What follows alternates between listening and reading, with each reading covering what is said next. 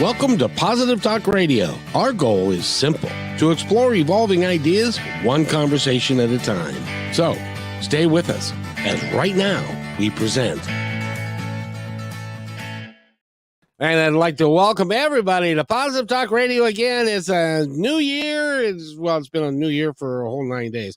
I can't believe Christmas was 15 days ago already. It's just crazy. It's just crazy. We got a great guest for you today. She is an author. She's a copywriter. She does editing. She does it all. And she's got a brand new book out. It's called 30,000 Steps. And we're going to talk about that and what it means to her family, and everybody that knows her brother, and all about life. And so I'm really glad that you're here today. This is actually part one, because we're going to leave this one at the end of the hour, and then we're going to go on to KKNW that you'll be able to watch on YouTube as well, our YouTube channel. So you can stay right here and you can watch all 2 hours, parts 1 and 2. It'll be a lot of fun. So with that, Jess Keefe is with us. Jess. Common. You're not a Jess. You're a Jessica. So do you like Jess or Jessica? I do prefer Jess, but I'm very familiar with the tongue twister nature of it. Whenever my phone dictates like voicemails, my phone thinks my name is Jeff. I think everyone's calling me Jeff. So, whatever works, that's fine. Yeah, but I got to tell you, you look nothing like a Jeff. Of Jeff. That's true. Yeah, Jeff maybe more of like a mohawk. Jeff, I don't know. Yeah. Exactly. Yeah. Well, how are you? How was your New Year? I'm great. Yeah, New Year's great. New Year, did a lot of traveling for the holidays. My partner and I live in Virginia now, and went up to Massachusetts where my family is for the holidays, which was wonderful. It was my first time up there in kind of a while because of COVID and all kinds of craziness. So it was great to spend time with the fam. Yeah, it's good. How was your New Year? Quiet. Nice. Very quiet. Love it. It's like I had a small family to begin with, and then 2 years ago my brother passed away, and then last year my mother passed away. So now now it's just my sister's had 14 surgeries and is not feeling all that great. So and my son is in England. He's in the Air Force. Oh, and wow. My other son is like 3 hours away. So it was quiet. Yeah, that's nice though. You get a chance to catch up with everybody later, I'm sure.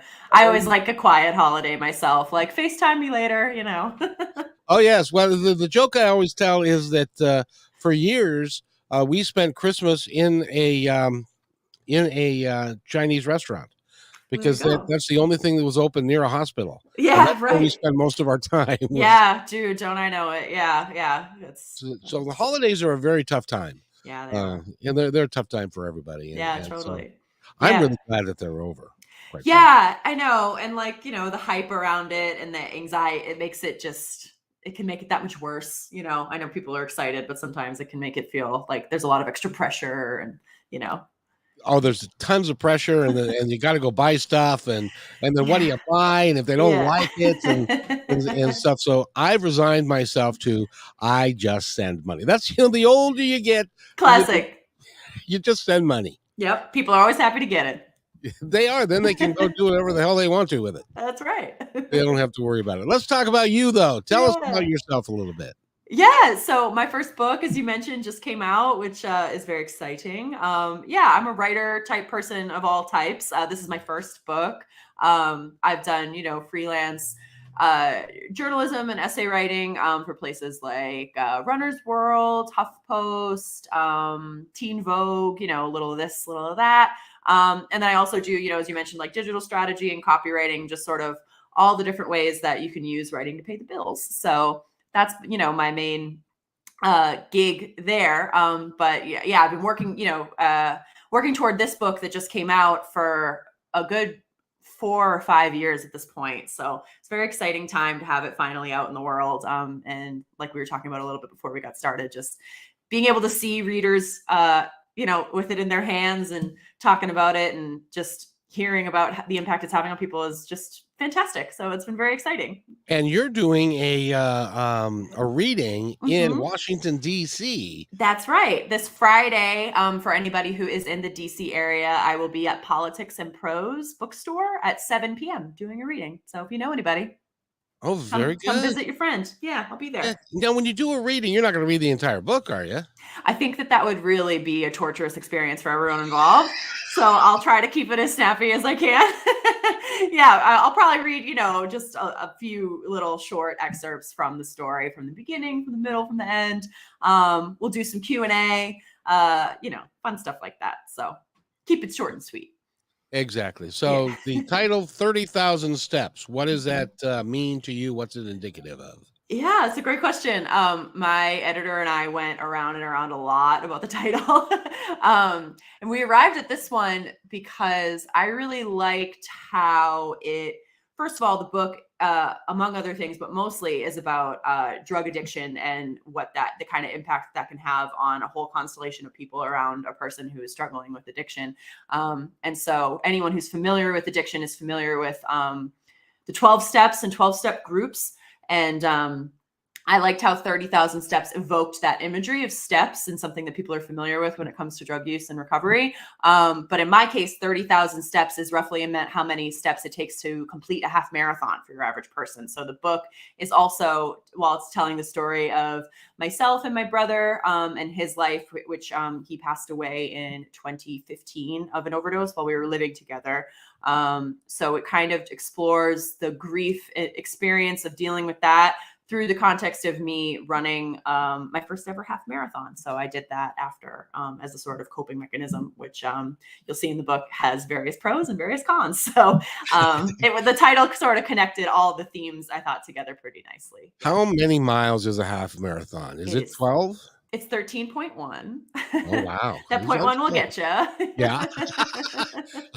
I bet. How long have you been running? And is that something that was something you've done for years, or was it an outcrop of some of your Yeah. your emotions?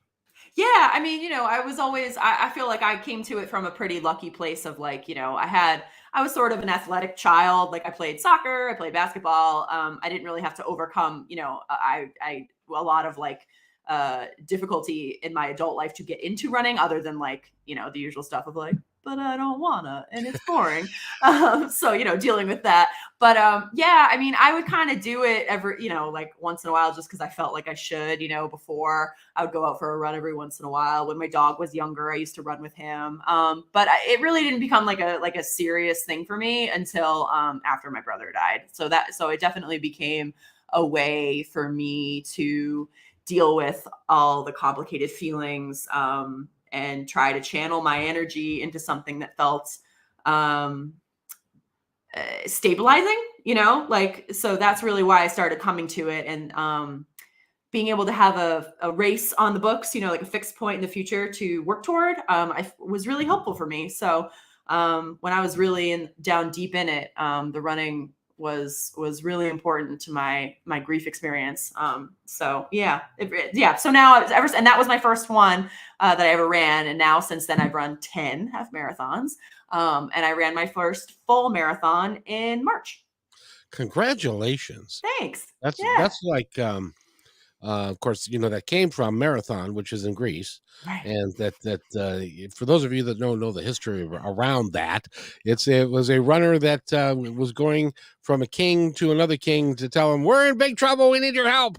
And so he ran for 23 miles. Is that what it is? Yes, and I was wondering if you're going to say my favorite detail, which one of my other running friends always likes to tell this story because he's a comedian, so he's very funny. But it's the first ever marathoner. The thing he did when he finished the marathon was die. He died.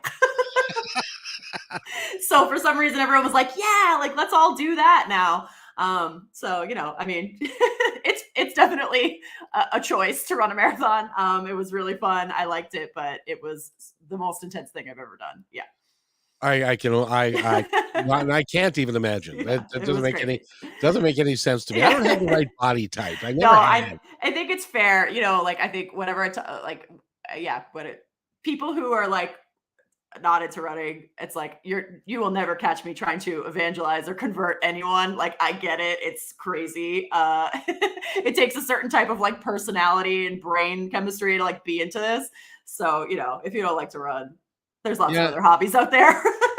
Yeah, I was a typical boy. If there's not a ball involved, I'm not interested. Sure. Yeah. Yeah. And like that's the thing about it too. Yeah. I always played team sports too. Like and I was used to like the stimulation of a team and all that stuff. So running is very solitary and can be very boring. So if you're, at the time that I got really into it, I felt like I had almost had like I almost felt like my brain had split in two. Like I felt the most like adrift that I've ever felt. So coming to it from a place of that really changed everything for me. I mean, I can't say I would even be into running today if I hadn't have come back to it through that really intense grieving experience and found the good stuff in there that I was able, luckily, to find.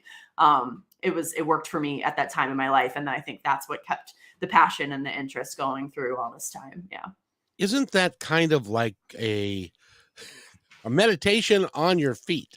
When you're running and you have a chance to reflect Yeah. upon things and life and Yes. what's going on and stuff like Yeah. that. Oh, definitely. And I had a therapist once who, I've always been really interested in meditation, like theoretically, but I really struggle with like sitting down and doing it.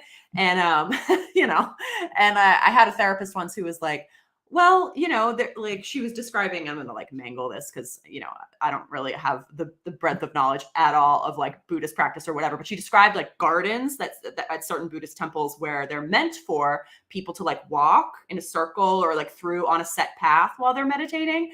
And that's specifically for people who don't like to sit and meditate and want to kind of like be in motion. So I found that really gratifying because I was like, that is when I really am able to like zone out in the best possible way, is when I'm running, when I'm walking the dog. Like those are the times where I feel like it works for me to really kind of get into like a flow mental state rather than anxiety and panic, which is my default mental state. Well, I interviewed a gentleman. His name is G. Gordon Scott, and G. Scott Graham. Excuse me. And he went to a Buddhist, and he's done this like he said like 7 or 8 times, where for a whole week or 10 days actually, they will not talk. Wow. They'll not talk to anybody, and they're with a group of people, and Wow. and they won't say a word to anybody. I couldn't do that. I I don't know about you, know. but you seem to be a vocal person, and I don't think that you Oh that you yeah. I mean, I talk to the dog when I'm by myself. Like, I mean, I'm desperate. Like, I need to talk to somebody. That's great. I mean, but I can see, people. I've heard people talk about that, and it sounds cool. I'm sure it's a cool experience. Nope, not for me. Yeah. Do they have like little note cards? Like, how do you say like, where's Well, the bathroom? he said he said that one time he was at meal, and everybody, what they do is they all shuffle in, they all grab their bowl, and they all sit there, and they're eating, and they're not talking to anybody. There's no conversation. Well, somebody happened to be flatulent that day, and There you so go. they so now that's one of the things that you're not supposed to acknowledge when Right. you're having a silent moment. That's the Unfortunately, original human language, though. I mean, exactly. can't And fight it. nope, and so the whole room busted up and stuff, and they That's all got in funny. trouble for it. But anyway, Yeah. but the book is doing well, I understand. Yeah, yeah, it's being pretty well received, which is great. Getting some cool buzz. It was a pick of the month for Good Morning America in December. So if anyone's a Good Morning America fan, be sure to check that out. Yeah, people seem to be enjoying it. So it's difficult, right? Like it's hard. It's a very difficult story. And anyone listening, if you have like had traumatic experiences or deaths in the family, I want to, flag that for people. It deals with that stuff a lot. It can be very intense. But the reason that I felt like this like burning obsession with telling the story is just because I knew there were so many people who could relate to this, and that would hopefully find comfort in it. And that's ultimately what I was trying to do. So the book is not intended to be like salacious or upsetting just for the sake of being that. I'm trying to just show everyone like here's what it was like so that I can show you where we're going and where we end up at the end, which to me is a much, more peaceful, hopeful place. Well, considering that the statistics are the statistics for 2021 were that 100,000 people died of overdose in this country due to fentanyl and other reasons. And so you've got a built-in audience of people that are going through the exact same thing that you went through. I got to ask you though, what's it like living with someone who you love dearly, your brother, who is addicted and is dealing with that, and you can see him kind of go through that decline that they tend to go through. Mm-hmm. What's that like? It's weird, right? Because on the one hand, like it's obviously terrible, right? Like it's basically exactly what you would imagine in terms of how terrible it is. You know, you're watching someone who you love so much and who you know better than pretty much anyone on planet Earth struggle, and you feel like you still can't really give them what they need, and that's very, very hard. But the other part of it is that it's still your loved one who you love, and I mean, this is unique to my experience, but like my brother was like a very funny, fun person, and he was always a pleasure to be around. So I think, especially lately, as I think, as I talk about this and think about this, like we had a blast living together. Like we had fun, and like the thing that you think is going to happen when something like this is happening is that it will really, like, it'll be like you see on like a soap opera. It'll be like and you'll have this big intervention, and like everyone, and like everything will get crazy. And like for the most part, life was pretty normal. He had an experience that a lot of people who are addicted to substances have, where he had a normal job. Like he had his shit together pretty much. He just had this thing that was a problem on and off. And that the real struggle of it was, we all struggled to communicate openly about when he was or was not using and what we could or could not do about it. So it was more of a thing of like, I would quietly be worried, and then I would be like, but no, he seems fine, but you should do something. But like, what does doing something even mean? Like at the end of the day, when you're an adult too, like we're all adults. I didn't want him to be like dragged away, and I didn't think that was important, like, or helpful, So you really just try your best to like sit with your loved one and listen to them and be there for them in the ways that you can. And definitely, knowing what I know now, there are a lot of things I would have done differently in terms of my ability to show up for him and my ability to be there in a way that was meaningful.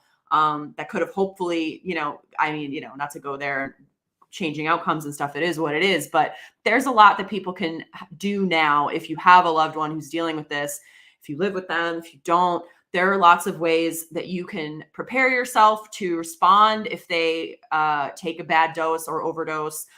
There are ways that you can show up and show love without showing judgment, and kind of help people understand that like it is possible to survive this. I think, my brother struggled for so long. I think I certainly struggled to imagine him having a happy adult life. And I think that something I've really learned from talking to people in recovery and people who've been through this is that it's very possible. In fact, it's usually probable if you get the right treatment. So there are lots of people out there walking around, living super happy, super fulfilled lives in recovery, who've been through situations that would make your hair stand up, like the stuff some of these people have been through, and the way that they've been able to turn their lives around and come back from it is incredible. So, that's something I wish I had understood a little better at the time. But yeah, it's this weird feeling of simultaneously everything's normal, and simultaneously you're kind of just like waiting for the other shoe to drop. So it can be kind of a queasy place to be, but there was a lot of joy in there too, and I tried to communicate that in the book. Like we had a lot of fun together, and he was a really fun, cool person. So, it's a mixed bag. By the way, we're talking with Jess Keefe. If you want to find out more about her, go to her website, which is Jess Keefe, KEEFE.com, and you can find out more about the book. There's reviews, there's all kinds of stuff that you can go there. I wanted to ask you though, when he was struggling, was it a struggle, or did he use and then not use? How did that work? Yeah, I mean, he was in and out of it, I think, for a long time, which I get the impression now is pretty common. He, in earnest, really struggled from a young age with substance use, and also with mental health issues, which is also very common. So it can kind of be this vicious cycle where an individual feels like something's not right with them, and the substances become a way to make whatever that thing that doesn't feel right feel better, So a lot of the stuff, another big, misconception is that everybody who's addicted to any type of substance, drugs or alcohol, is some sort of like, life of the party animal. And I think a lot of the time it's actually the opposite is true. A lot of times people who get addicted are people who feel depressed, feel anxious, feel like there's something that doesn't connect for them about who they are and what they're doing in the world. And I think that was really the case with Matt. So it wasn't like, he was going out and raging every night. It was more like he was self-medicating in secret to try and make it so he could get through his day. And so, so there were times where it was worse. And then there were times where it got better. And then there were times where it got bad again. And I think also too, toward the end of his life, he had been doing really well. And this, I think, is a common story. And that's the trouble with the drug supply being so poisoned right now, is that a lot of times, if you're in a situation where you're using again after a long period of not using, especially with opioids, your tolerance goes way down. So if you feel the urge to use again and you do end up using, the old dose you took could be too strong and you might not be aware. You also might not be aware what's actually in your drugs. And that's, I think, a huge contributor to why the drug overdose numbers are just like through the roof right now. People don't really know what they're getting. And the supply is so toxic. So. You're right. There was a friend of a friend that was going through recovery and was doing really well. And they found him in a motel room with a needle in his arm. Yeah. Because he'd used, it either had fentanyl in it or something or was a dose that he could handle before, but he couldn't handle it now. Yeah, definitely. And I think that, it's hard. Like, I think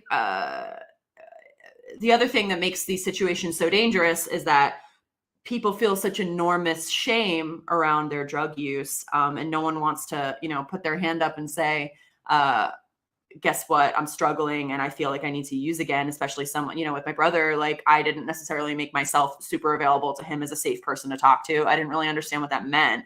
I thought I was being supportive, and I think I was in certain ways, but I didn't necessarily say to him, like, if you need to use drugs, I will sit with you while you do it, which, I think can be a thing that can save people's lives. If there's someone else there and they see you, we can intervene in the case of an overdose. CPR, naloxone, calling EMS, like these are the things that keep people alive. But the deadliness of the overdose is that a lot of people feel like they have to do it alone. So that's why you find people in motels, you find them in a McDonald's bathroom, like no one goes in there to die. They go in there and are like, okay, I think I'm going to just use this one time and then I'll be good, And then unfortunately it goes the other way and then it's too late. So it really is a sad thing that people have to are going through that. Now, what did he start?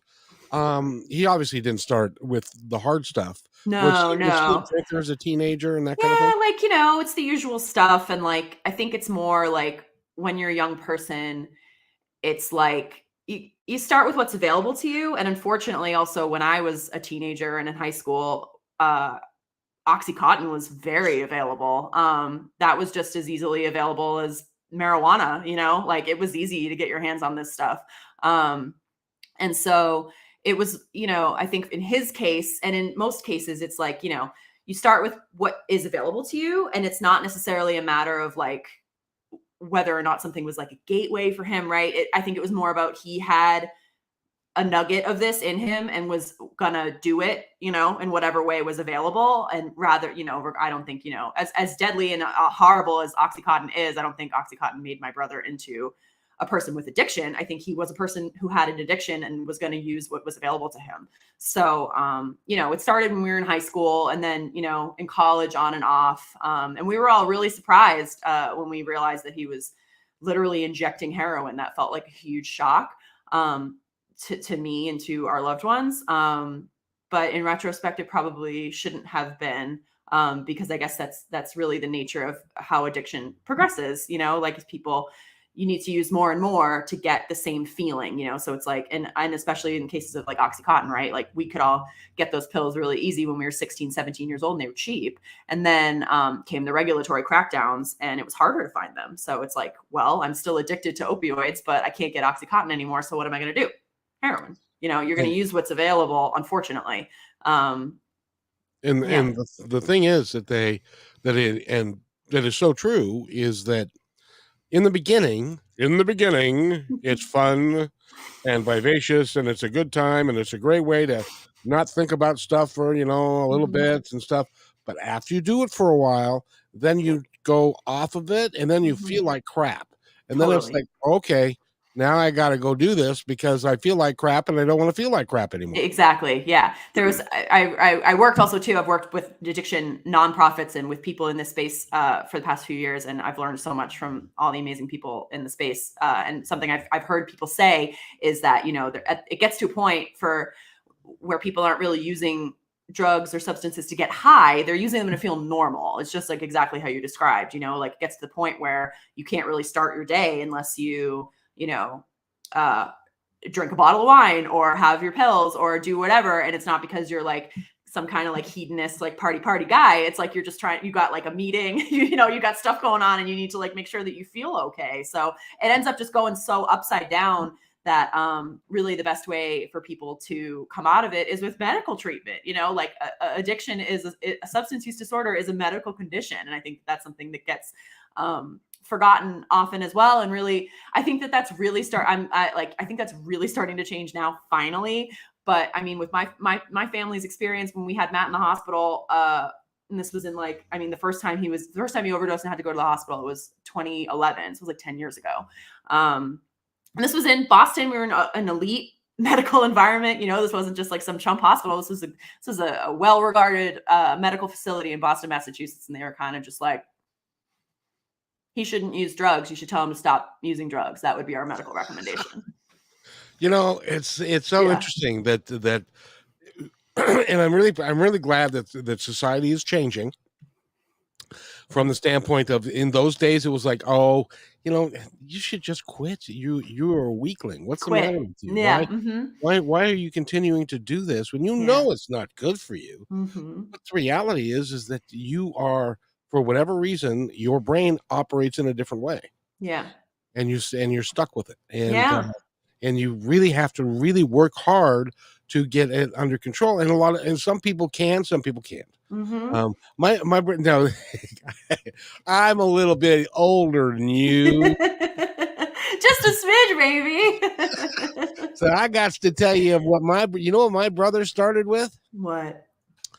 He took a mason jar and he put two holes in it, and then he got turpentine, and he Oh, put wow. turpentine into the jar, and then he would do what's called snuffing. Yeah. Yeah.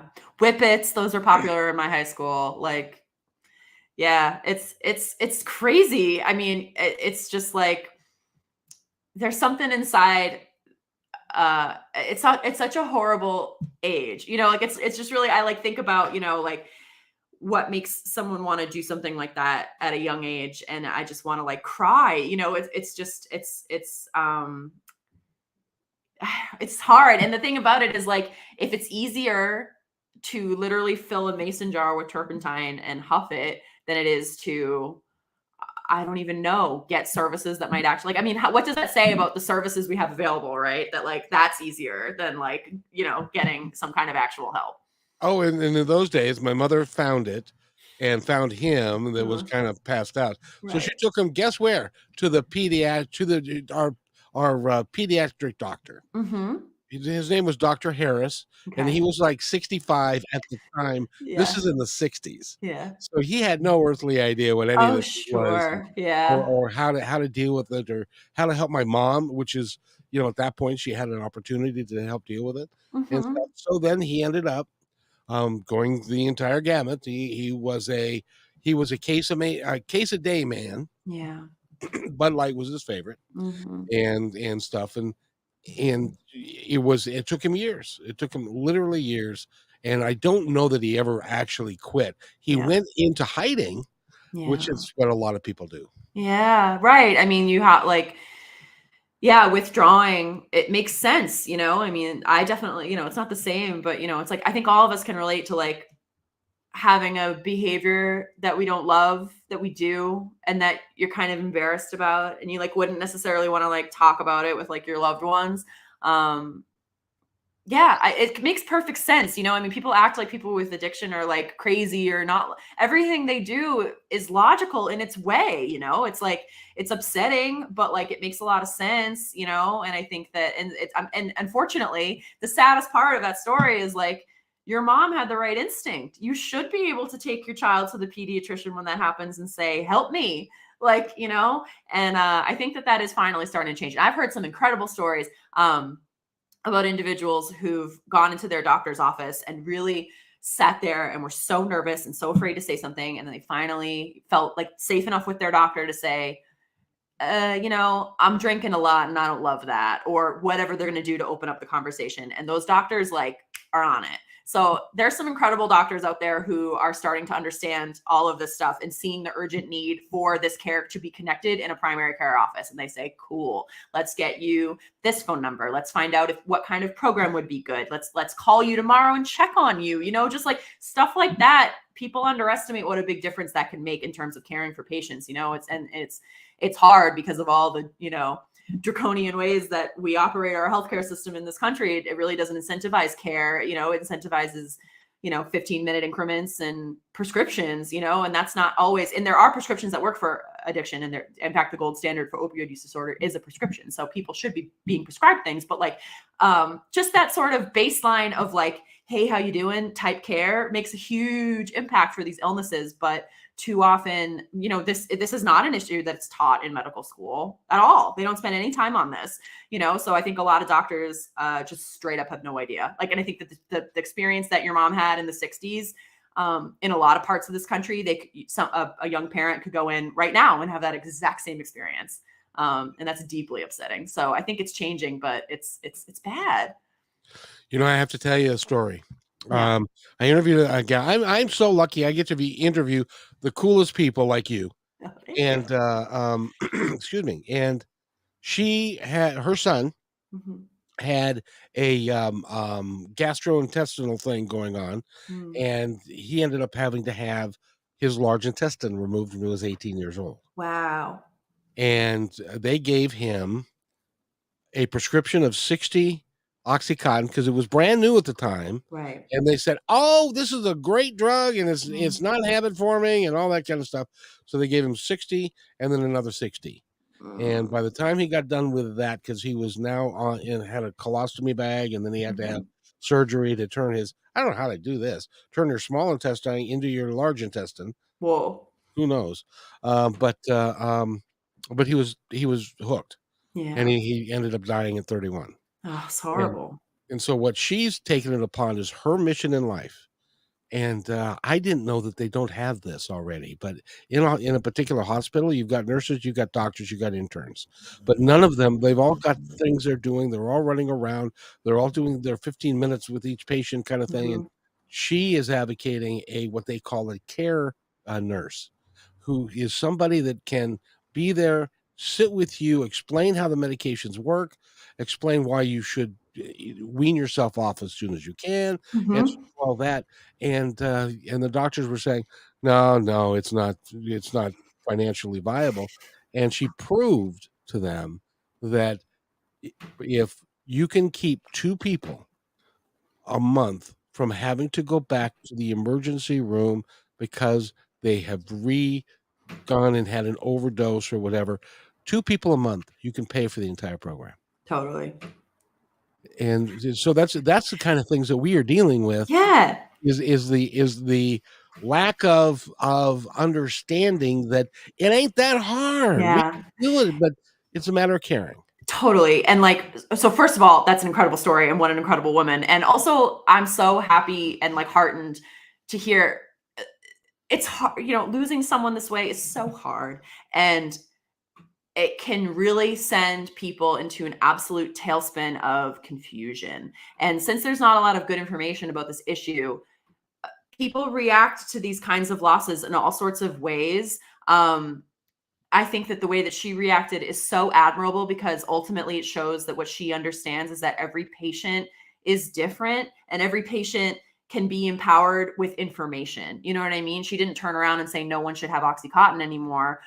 She turned around and said, these drugs have risks. These drugs have serious risks, and people need to have someone that can sit down with them, look them in their face, and talk about this in a serious way. And that's what makes a difference with people. And having someone that's like on your care team, that's accountable, that will call you up 3 days later and say, how are you doing? How is the medication feeling? Can we step it down?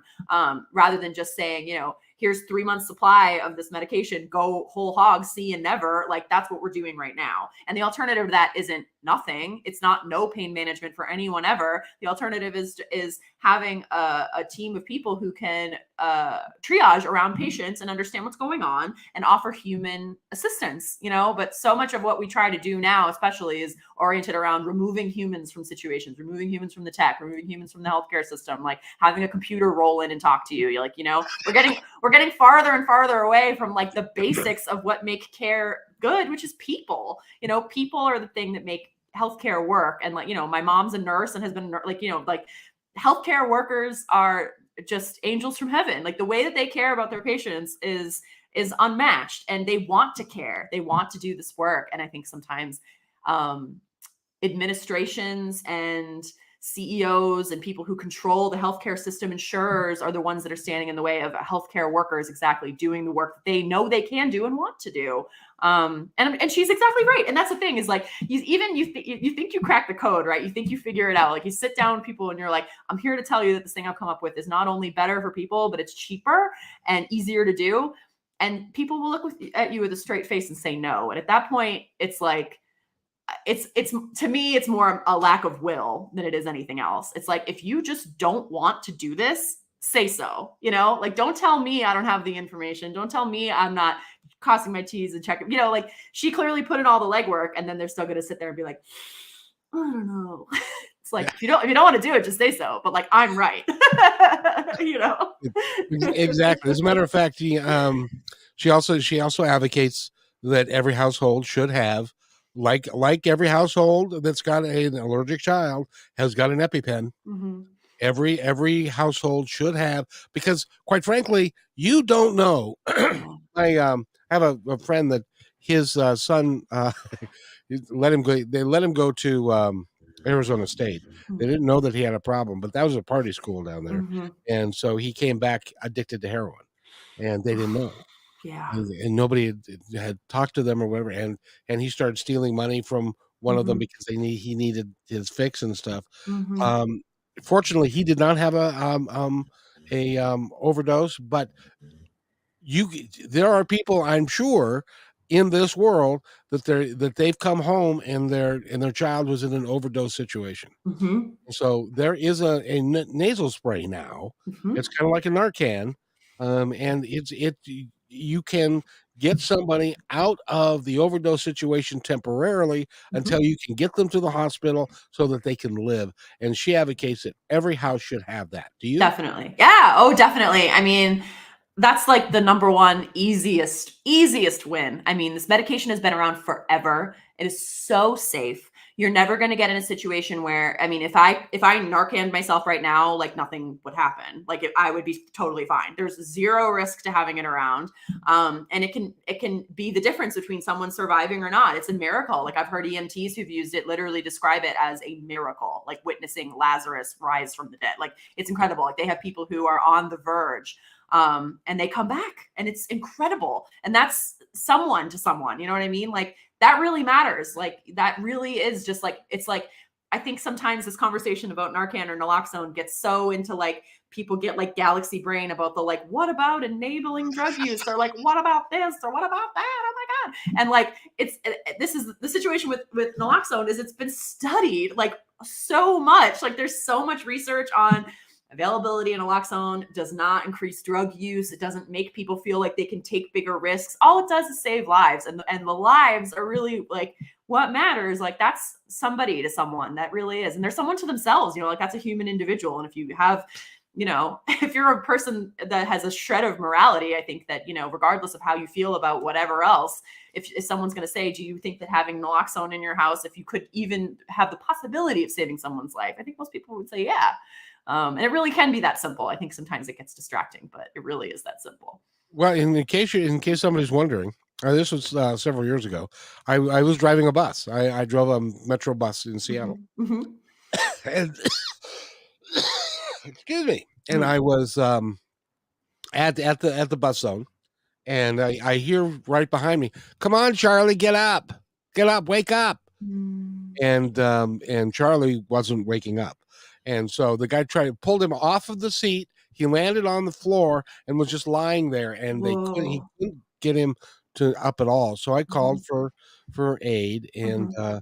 the aid guys came, and in those days, only Medic One around here, Medic One is specialized. That Mm. only they could have Narcan. Mhm. And so, I mean, so there were like 5 or 6 fire department people, and they had him on blood pressure. They were checking his blood pressure. They had his heart when they were monitoring and all that kind of stuff. He wasn't moving. He wasn't doing anything until Medic One got there, and they administered this shot, and it Yeah. was like he just popped up, Wow. So and you've seen it. Yeah. yeah, he just popped up and started walking off the bus, and they said, "Damn, that's amazing." Yeah. And the guy said, and I said, "So is he okay?" And he said, "Oh, no, no, no. He's not out of the woods at all. It wears off in a little bit, but he'll Yeah. be comatose in about 20 minutes if we don't get him to the hospital." Right. Yes, and that's crucial too. Like, people, if in an overdose But it situation, please always buys call you 911. time. Yes, and it's really sort of amazing, because it really just it knocks the opioids right off the receptors. Like, that's really what it does, like, on a biological level. Um, which is amazing, because that's really what it is, that results in an overdose death is. And that was something I didn't really understand until all this happened was, I feel like my impression of like what an overdose is was very influenced by, like, Pulp Fiction or whatever. I thought it was kind of this like a bloody, like, explosive kind of weird thing that happened. But like, really, when you're overdosing on opioids, opioids depress your breathing. So your brain just kind of like forgets to keep breathing. So you stop breathing and then you die. Which to me is, I mean, it's sad anyway, but like, that is just like so sad to me. It's just like, you just kind of, you're here and then you're not. It's so easy to slip off. Yeah, naloxone, Narcan, whatever you can get your hands on, it's a miracle drug and everybody should have it. I carry it in my purse when I go out. You never know, you never know who you're going to see. And I've heard incredible stories, especially now that it's becoming more available and more people have had this experience. People start carrying, people reverse overdoses out in the world. It's amazing. I think that it's really never going to harm anybody. It's only a good thing to have. Well, and if you've ever seen that, if you've ever seen being a bus driver, I've seen it. So Yeah. if you've never seen somebody that is just sitting there one moment, and then the next thing you know, they just fall over. Wow. And there's this one guy who was sitting on a bench, and there was no back to it. And I looked at him, and he kind of wavering back and forth. And I looked away, I looked back, and all I saw were his feet on the other, Wow. because he just fell over backwards. And then I went over to, and you couldn't wake him up. Wow. And so we had to call the medics, and they came, and I think they revived him. But I mean, how crazy is it too that, like, I mean, I'm really, this is going to sound very obvious to you, but now that you're telling these stories, I'm like, wow, a bus driver is not only required to physically operate the bus, like drive it in traffic, but like all those people on there, like if someone falls over, like you're the guy, I guess, huh? Jeez. It's pretty amazing, yeah. Because Yeah. because I'll have, when I was driving, I would have as many as 60, 70 people on the bus at Wow. any given time, and it struck me that it was like, if you get into an accident now, there's going to be problems. So Yeah. so it's That's you high have to be, pressure. yeah. I It, love the bus. Thank you for driving the bus. I love the bus. I always say thank you to the bus driver. It's an incredible job. It's very important.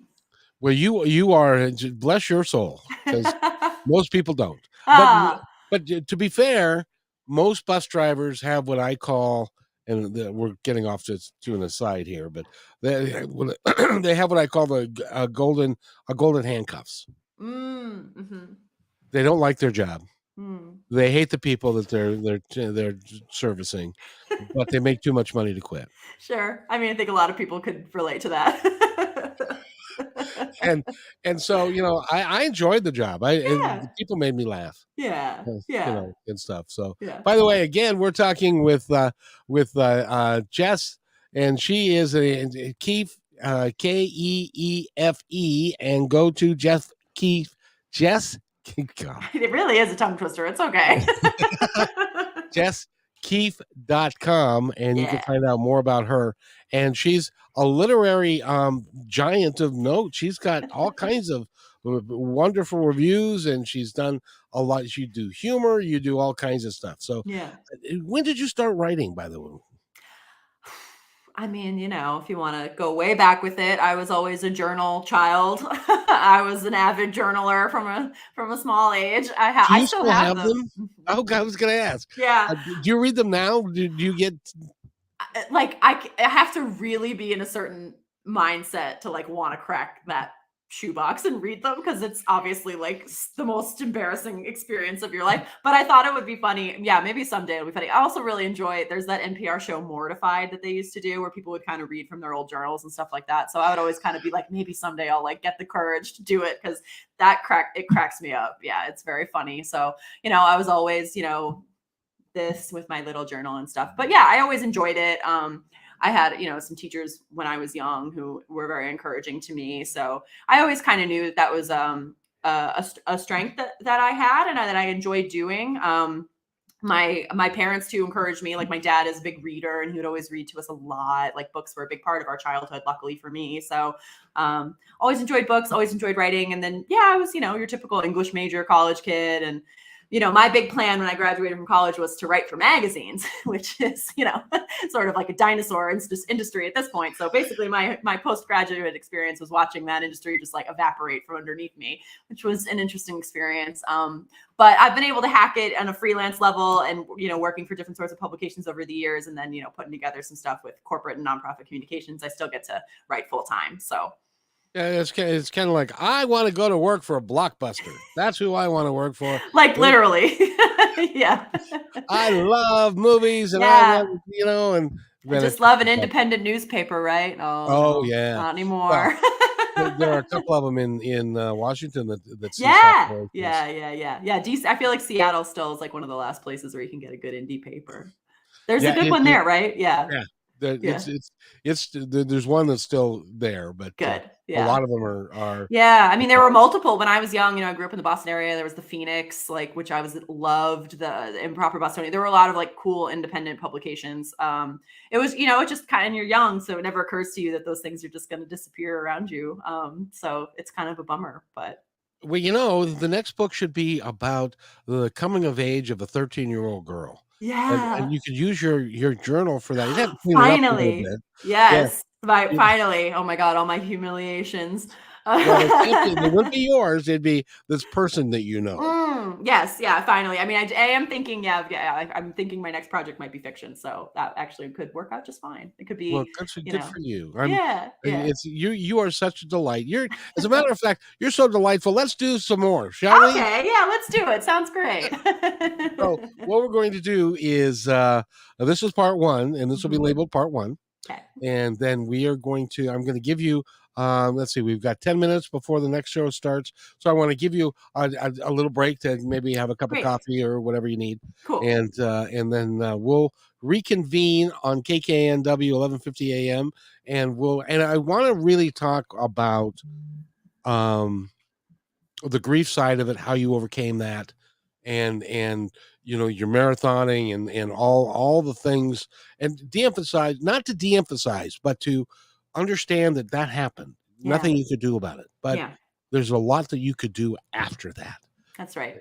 And you've done that, and you are just an energetic, smiling, wonderful person, and you're fun to talk to. Thank you. Oh, thank you. You're fun to talk to too. I could chat all day, so let's just go ahead and do that. Very good. So let me do this, and then we're going to take a little break. Okay. And then we will see you on KKNW at 3:00. It's 10 minutes away. So all right. If you're listening on YouTube now, just hang out for 10 minutes, and then we'll be right back. So cool. Hold on.